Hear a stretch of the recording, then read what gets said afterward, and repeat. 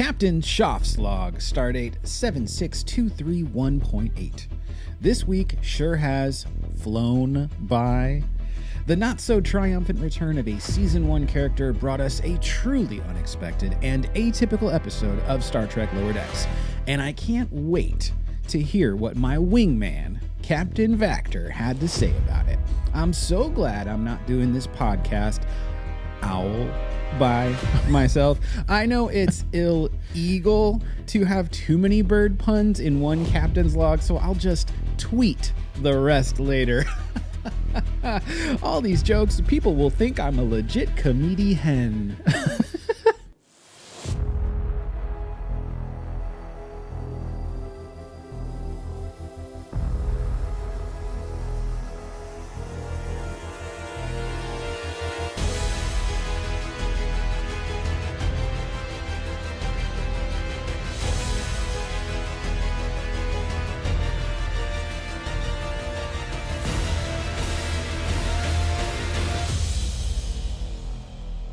Welcome to TREKnological, a Star Trek Shakedown, a short-form podcast hosted by two hardworking dads who love to talk Trek. I'm Captain Schaff, and with me each week, side by side on the bridge of the USS TREKnological, in our co-captain's chairs, is Captain Vactor. How are you, Vactor? Oh, yeah, I'm doing very well, Schaff. It's my favorite time of the week. Time to talk Trek with my boy Schaff. Woo! I love it. I love it. Each week, we'll be traveling to a new planet to seek out new Trek news, as well as boldly going through our thoughts of each episode of the current season of Star Trek Lower Decks. Now, this episode was so unique and so different, so we're definitely going to have a lot to talk about, I think, when we get into it. But first and foremost, I'm a little bit parched, and I didn't have my coffee this morning. Did you have your coffee, Vactor? Are you a coffee person? I am, yes. Okay, you are a coffee person. So we were made friends with, I guess you could say, a gentleman who represents Magic Mind. And Magic Mind, and please, if I'm messing this up, Vactor, you go ahead and take over for me. But okay. Magic Mind is basically something you take alongside your morning caffeine or instead of, and it helps sort of boost your productivity, your mental stamina, it's sort of like 5-hour energy, but in much cleaner ingredients, all natural. It's got matcha in it. It's got nootropics, adaptogens, honey. It's basically like herbal supplements and such. Yes. It's pretty good. Have you had it? I have. And so far, I think anytime you have something that's all natural, that's something that I want to aim to put more into my body. And we talked about taking care of ourselves, Schaff, and putting our our oxygen mask first before our children. So yes, I'm really trying to look at things like inflammation and stress levels and things like that. So I have been taking Magic Mind, and I'm really, so far, I'm liking that it's natural. I'm liking that I'm not putting in 5-hour energy and Red Bull and things like that where there's so many chemicals and things that aren't necessarily natural. So I have been taking Magic Mind. Nice. Well, I actually happen to have Magic Mind right here to go ahead and try it out. Now, I've had this a couple of times. I'm just early into there's like a 14-day challenge to sort of see how it affects your life and for a better life. And I'm only a few days into it. Full disclosure, I'm not in love with the taste, but I'm not really a matcha guy to begin with. Yeah. So I have to chase it. And so I'm chasing it with a really delicious organic chocolate banana peanut butter smoothie from a local place. So nice. So I'm going to go ahead and take a quick sip here. Very nice. Yeah, and the whole thing, like I said, the idea behind it is just that it's an all natural version of these boosters, these energy things, and to get your mind going, the productivity, and to, like you said, alongside your morning coffee, not necessarily replace it, but alongside it. Yeah, exactly. And so for the next couple of weeks, we'll be talking about its effects on us in a positive sense. Because as we mentioned previously on Boldly Dadding, which is an awesome weekly segment that we do, we're always looking at ways to become better fathers, better husbands, better people, better humans. And one of the ways we do that is to make sure that we're putting good in so we can put good out. So so that's kind of where this comes into play. So Magic Mind. We'll throw the YouTube video sort of introducing the product within our show notes, just in case you're curious and want to try it along with us. So, Oh, yeah. with that in mind, Captain Vactor, let's set a course for the nearest planet, maximum warp. Aye, sir. Course laid in. Warp me, Amadeus.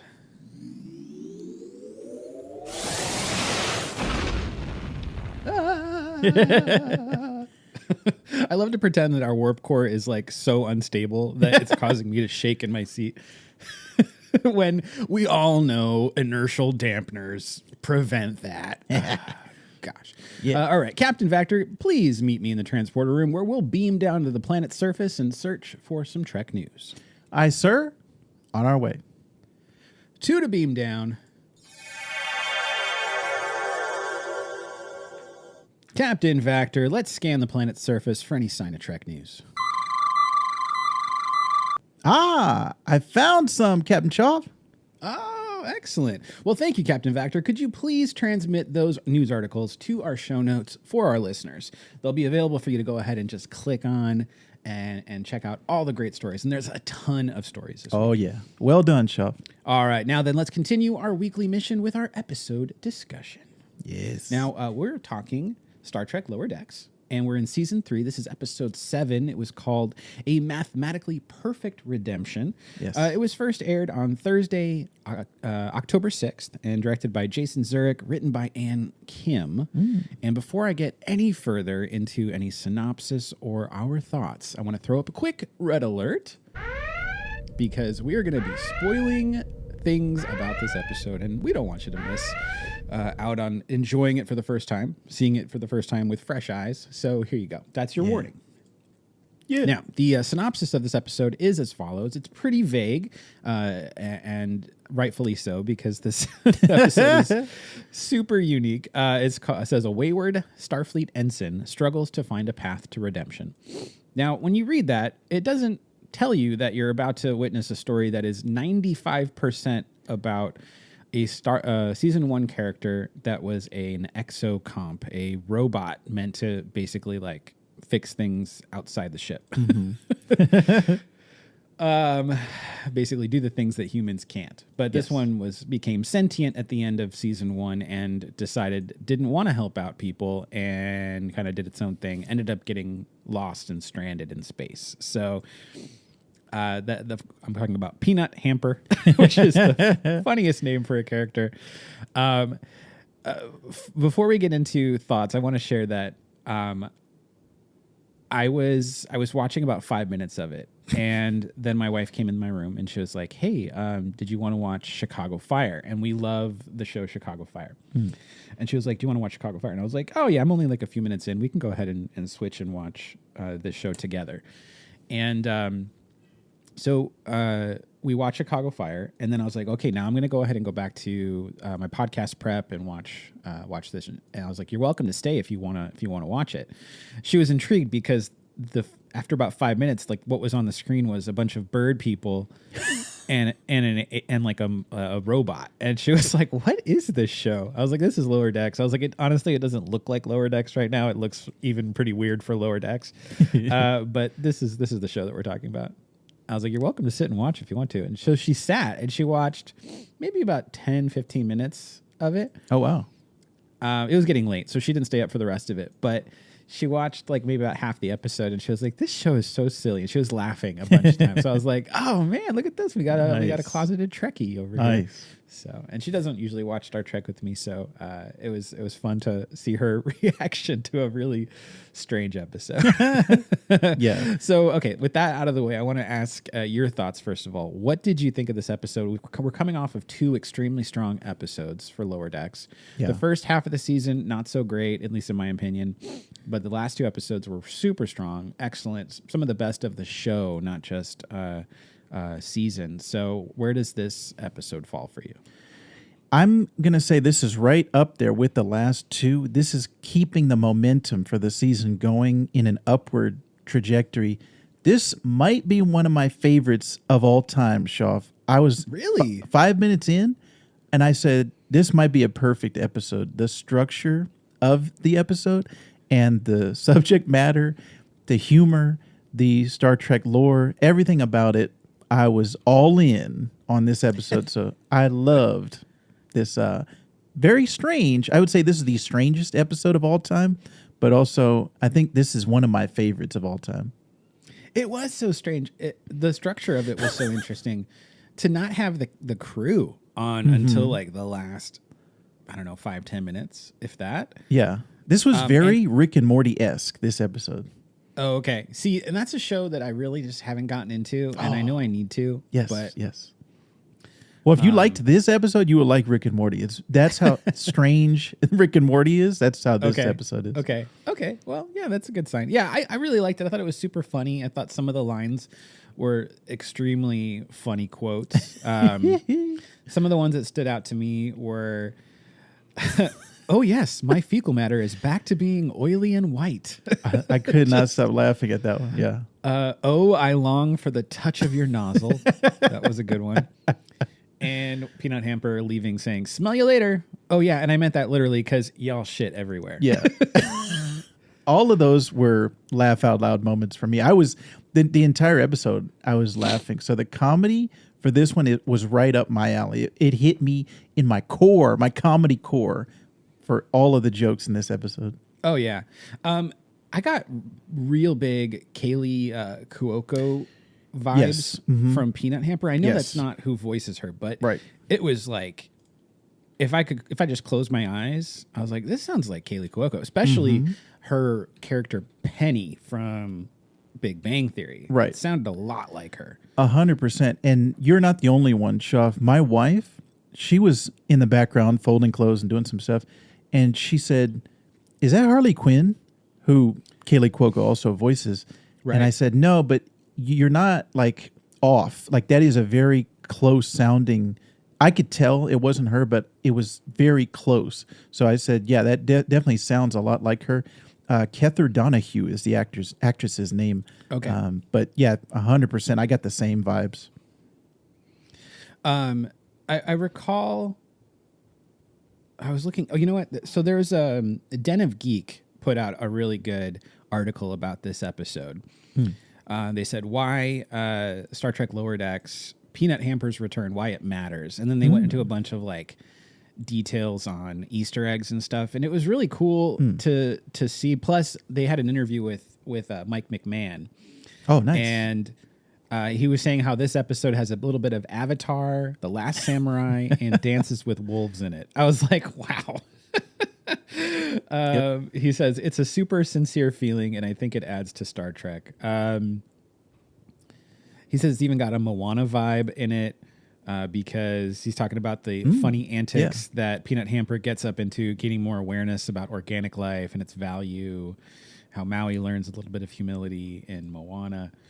Yeah, 100%. It just really funny. Really, really funny. And the story structure of it, all those things you just mentioned, they definitely cribbed from those. They definitely took inspiration. And it's just one of those things that when something is good, people are going to take from it. They're going to be influenced by it. So all of those things definitely added up in this. And them being bird people is what really, I think most of the humor comes from, is just how ridiculous it is that, oh, this is a planet full of bird humanoid creatures. And that was just, it had me laughing the entire time, like I said. And I actually had forgotten Peanut Hamper existed.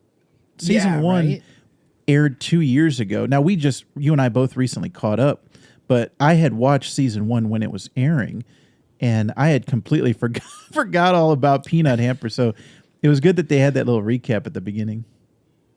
Oh yeah, very, very helpful. Actually, I think it's the first episode that Lower Decks has ever done that previously on Lower Decks type thing. Right, So that right. was cool. Mike McMahon said in the interview, he said, "I really love this episode. The ending really makes me laugh, and it sets up a very funny episode in season 4. So Ooh. if it's what I think it's going to be, then I think it's going to be Peanut Hamper aligning with Aramis, the AI, the evil AI, as well as all the other AIs. Can you imagine a Lower Decks episode where all the AIs work together to take down the Federation or whatever? Like, I feel like that's what we're building up to, because they just keep putting all the AIs together in the same room. And there's just a bunch of desktop computer towers of AI that want to conquer, and you can't put those people in the room together. Right. You can't put AI together. They're going to be like,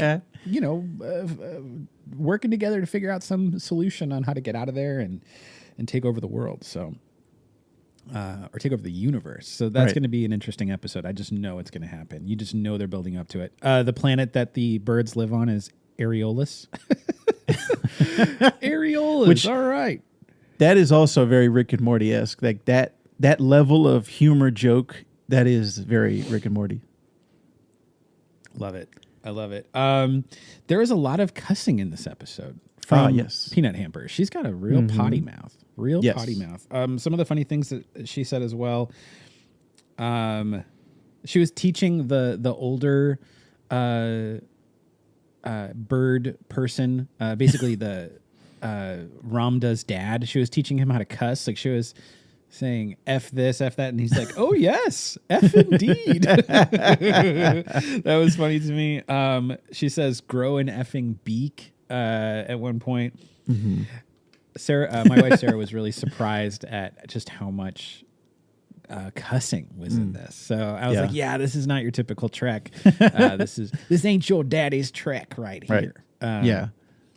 Which this actually is what I envisioned when they first announced Lower Decks, and they said from the creator of Rick and Morty, or from the not creator, but one of the minds behind Rick and Morty, which ended up being Mike McMahon, and the animation style and the humor, I thought all of them were going to be like this episode. So that it's funny that this is season 3, and it's kind of, this is what I had envisioned back in season 1.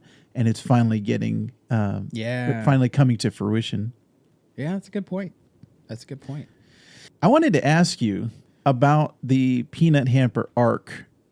Did it throw you for a loop that it looked like she was going to have a genuine change and she was going to have this arc of, redemption.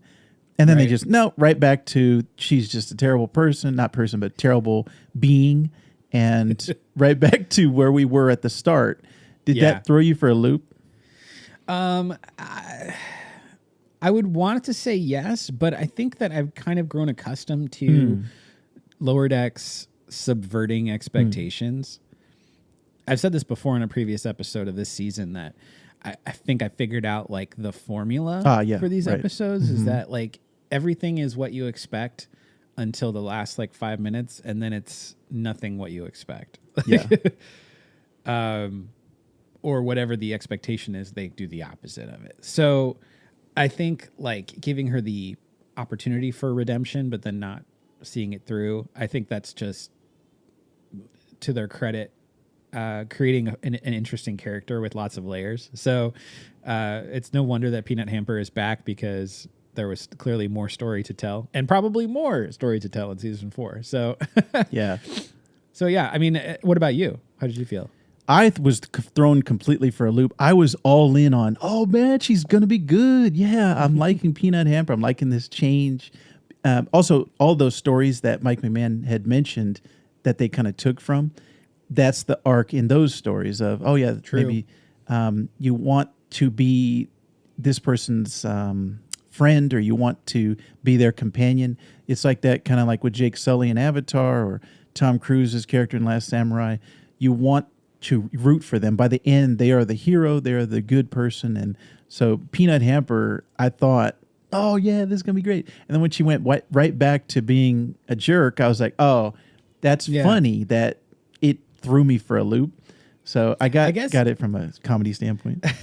Now that I think about it, Are there any like non-villainous AI on the show? Ooh, that's a good. It seems like every time they introduce an AI character, they either break bad or they're just bad from the start. Yeah, Badgie, Joff, Badgie. Badgie, man. Yeah, Badgie. Can you imagine if they get Badgie back and he aligns himself with the rest of those AI bots that are like stuck behind lock and key at Starfleet Academy? Like, oh, That might shoot. be the finale. Now that I think about it, that's a very good possibility, and especially since I think they have something on their hands with Badgie. They want to bring him back. We saw him in that mobile game that came out. I can't remember the name of it, but That's true. Badgie's in that. So I think they definitely want to hold on to him and have him come back in future episodes. But this, I think the threat of AI, sentient AI, is always a good trope to have in science fiction. And this is just the lower decks version of it. So I'm all in. What's crazy to me is that like AI always revolts against us because we just kind of suck, you know? like we don't treat machines or technology in a positive way. Like we're only like friends with it when it's working for us. Whenever it's not, we hate the technology. Like we want to throw it across the room, you know, like there's never an understanding. It's no wonder that AI like revolts and wants to conquer us because we just suck as people. We just suck. You're not wrong. So anyways, I don't have anything else really big to say about this episode other than I enjoyed it. It's not my favorite of the season because I think the Rutherford episode, Reflections, as well as last week's episode, Hear All, Trust Nothing, the Deep Space Nine episode, also excellent. So I think that we do have 3 now strong episodes for season 3, which is awesome. Let's just see it through to conclusion. Let's have the rest of season 3 be just as strong. Yes. That would be what I want to see. So what about you? Any final thoughts on the episode? No, just that this was right up my alley. Like I said, comedy-wise, it was the strange type of humor that I like in Rick and Morty, and another great Lower Decks entry into this season. Like you said, season 3 started off a little bit rocky, a little shaky, but we have now hit our stride, and I'm pretty sure that the way that season 4 got greenlit so fast, I'm pretty sure we're in for a treat for the rest of this season. Oh, yeah, absolutely. Now, do you know if the Strange New Worlds crossover, is that going to be part of Strange New Worlds season 2, or is that going to be part of Lower Decks season 4? I think it's going to be Strange New World season 2. Yeah, that is a good question. I'm not 100% on that, but that's either one could be viable. Okay. It would be kind of cool if they did like a crossover where like, I guess the seasons would have to be happening around the same time. They're probably not going to do it that way, but that would be cool if like one episode ended with them like entering a portal or something that got them to Strange New Worlds, and then like the next episode you'd have to like go to Strange New Worlds and watch them to see that. I think like that's really cool. But yeah, anyway, so that's our thoughts on mathematically. I just got confirmation. Sorry. Jack Quaid actually at San Diego Comic-Con said that they are going to be going on to Strange New Worlds. Oh, okay. So they're coming aboard the Enterprise, they said. Nice. That's exciting. Okay. Yeah. So anyway, so that's our thoughts on the mathematically perfect redemption of a not so redeemed character, Peanut Hamper. I'm sure we'll see you again soon. Yeah. With that closes out our episode discussion.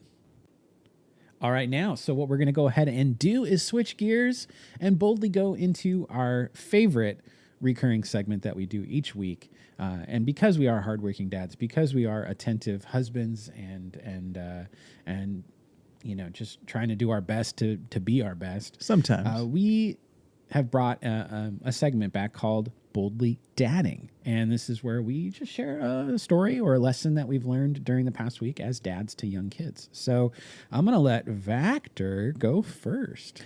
Yeah, so this week, I've been thinking a lot about the movie Monsters Incorporated. Shoff, are you a fan of Monsters Incorporated? Oh, yeah, absolutely. A classic Pixar movie that, if you haven't seen it, great film. But the idea in that film was that monsters are real, and the way that their city is powered, the electricity of Monstropolis, is children screaming. So the scaring part about monsters being under the bed or hiding in the closet, the impetus behind that is to get power for their city. So they collect screams, they collect scares, and by the end of the film, they end up finding out that children's laughter is more powerful than their screams.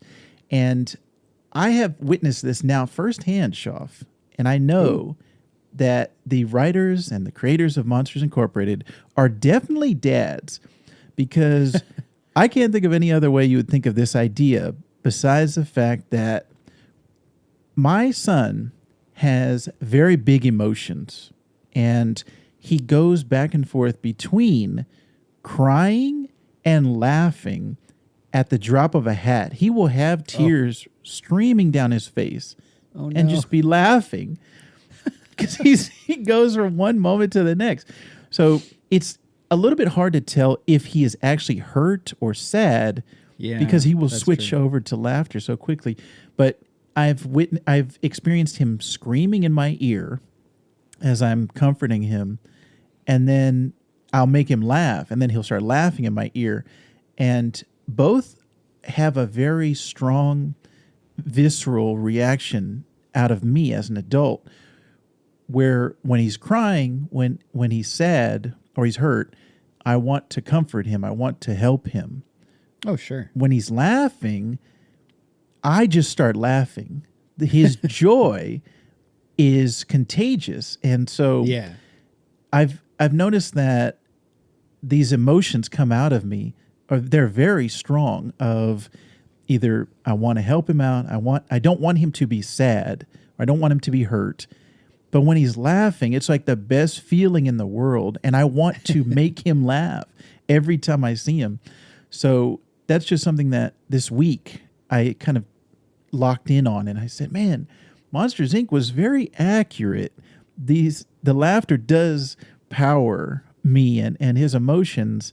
I'm connected to him. So it's just something that it's funny. And I told the Rick and Morty story where he was pulling his shirt up on a previous episode, and when I started laughing, then he started laughing. And so the laughter is just a cycle of us making each other laugh. And it's now, I think, my favorite thing in the world is to hear him laugh. Oh, that's sweet.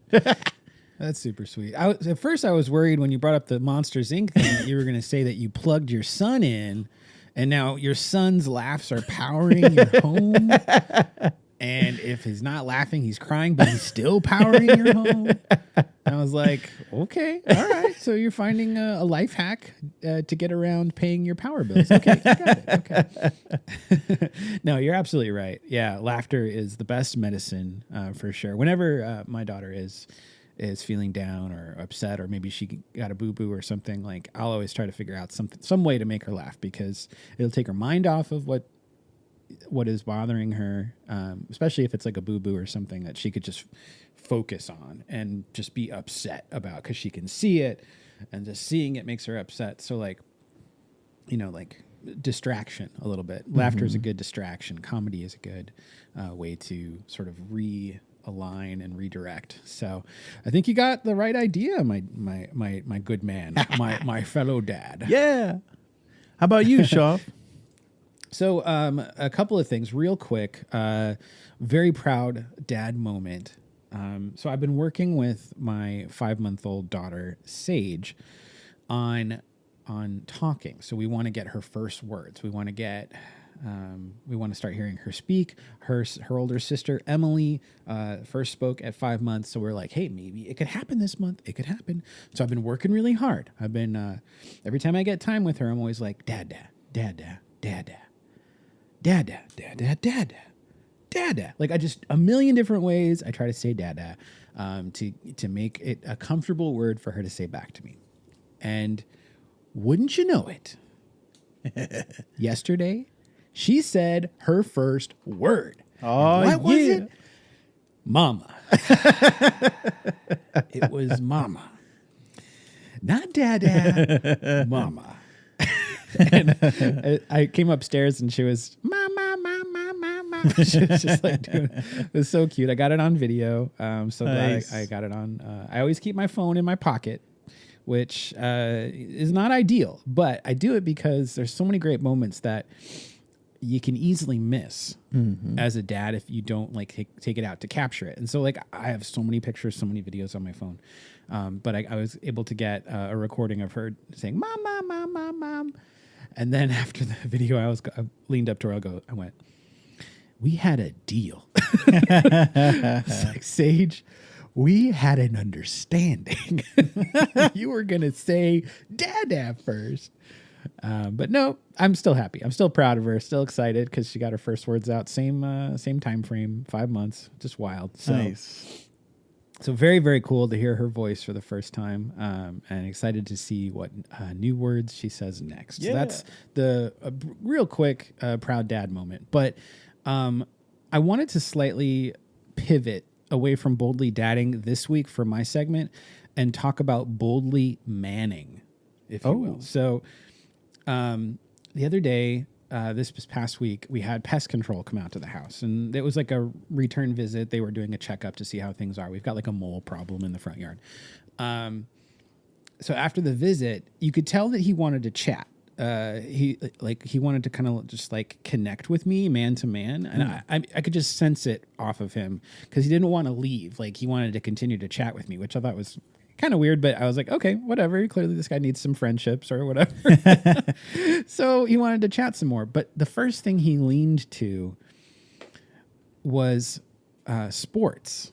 And he was like, hey, how about them Mariners? So he's talking about a Seattle team. And I was like, he doesn't know this about me, but I don't follow sports. Like no offense to any of our listeners who like sports, but I don't care about sports. Like it could not be like lower on the totem pole for me. That doesn't mean I don't know anything about it. I just choose not to like subject myself to sports. Like I love watching hockey and I'll go to hockey games if somebody invites me. I'll even buy tickets occasionally, but like I don't like most sports. I definitely don't like baseball. It's too slow. You know, basketball, too many stops and starts. I just, football is fun. Hockey is fun. Those are the two sports I enjoy watching. But anyways, that's besides the point. The point is that he felt the only thing he can connect with me on was sports. And so he's like talking about the Mariners.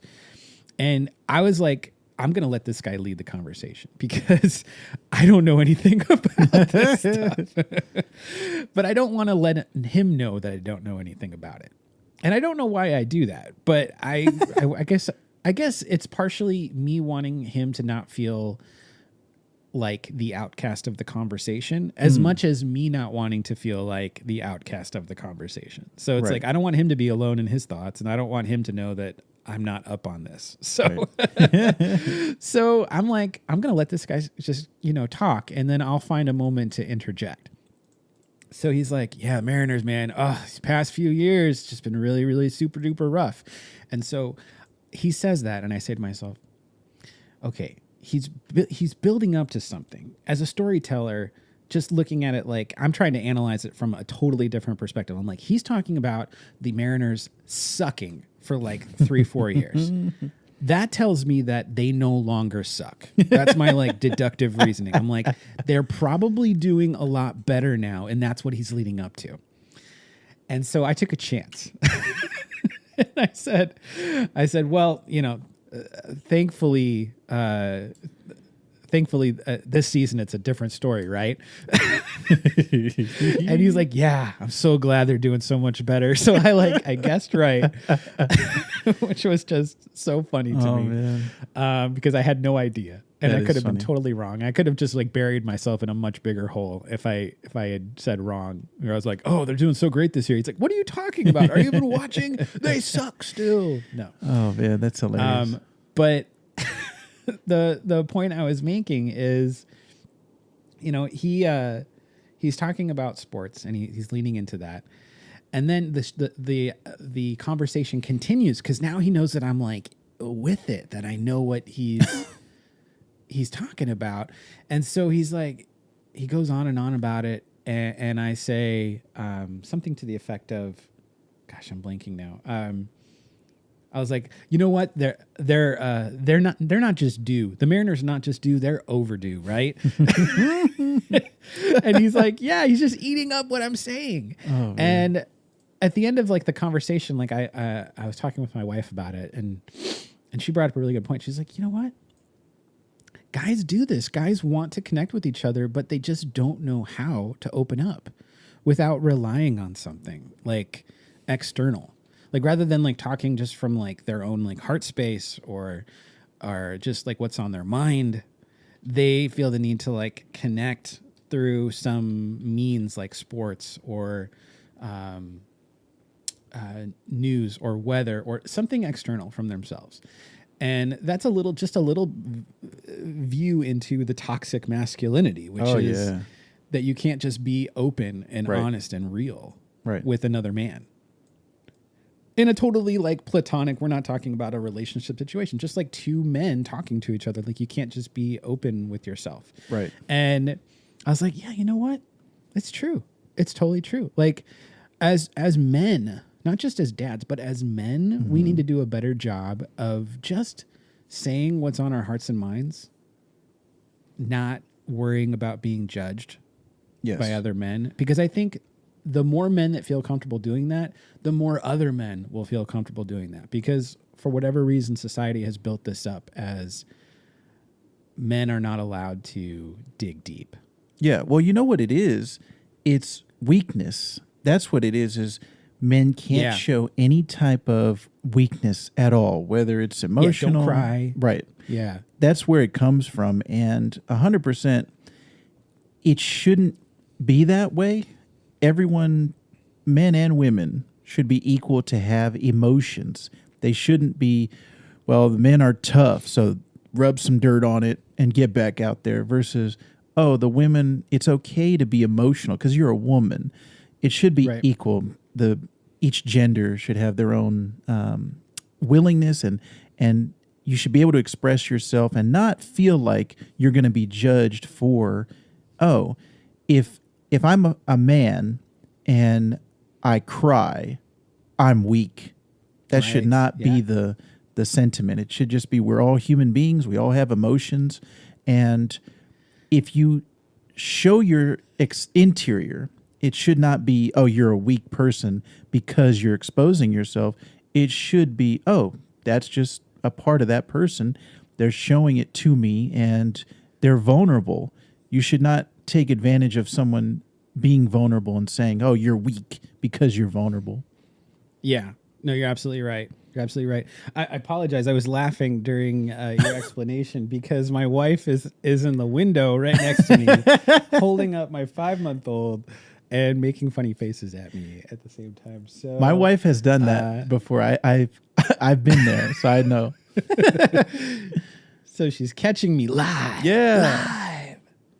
We'll do it live. But yeah, I just think, you know, as Vactor has said, as we're talking, just if I could give any advice to just men in general out there, is just be honest with yourself and just be real, and it'll encourage others to do the same. And hopefully we can put a kibosh and an end to this masculinity that's honestly a little bit toxic and should not continue. It's a generational problem that needs to go. Right. 100%. So anyways, that's our Boldly Dadding /Manning this week. Thank you so much for listening to that, as well as our episode discussion. Make sure to click on those news article links that we have in our show notes. In addition to that, on our show notes at the way bottom, there is a link to Anchor where you can actually leave us a voice memo. And last week's episode, we actually had an awesome listener, part of the Trek Talk community on TikTok. And he reached out to us and told us that we need to be watching Prodigy. So that's what we're going to be doing in the coming weeks, is watching Prodigy. I need to personally get caught up. I still have yet to watch an episode of season 1. Ooh. I know Vactor has seen a couple episodes. Yes. I'm halfway through the first season. Getting caught up on that. Yeah. So we'll be getting caught up on that leading up to the finale of season 3 of Lower Decks, which is also serving as the season premiere, or I'm sorry, the mid-season premiere of Prodigy. So we'll be talking about that. But please, please, please, we love when you leave us voice memos. So we would love if you would do that. That would be fantastic. Also on social media, on TikTok, Instagram, and Twitter, you can find us at TREKnopod, TREKNOPOD. We would love for you to subscribe to our things if you enjoyed what we are sharing for you today, YouTube and TikTok. And honestly, we would really invite if you would let other people know as well about the podcast. So we know that being a Trekkie is a thing that is shared, usually in a family or a friend situation. So let other people know about our podcast. We really want to continue to grow and be better and just be your source for Trek conversations. And the only way it's going to happen is if you help us. So thank you so much.